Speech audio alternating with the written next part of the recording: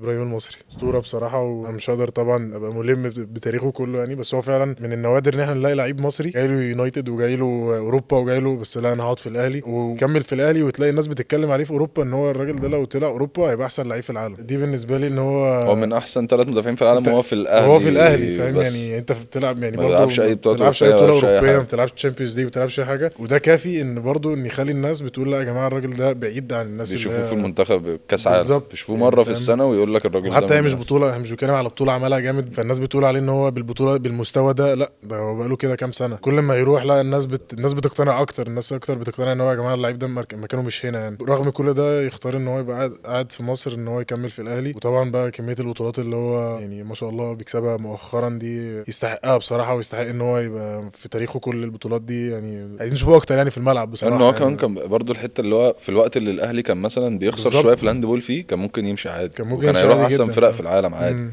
بس هو بس حب هو قرر ان هو يكمل. يقعد عادي ولا اي حاجه اثرت معاه يعني.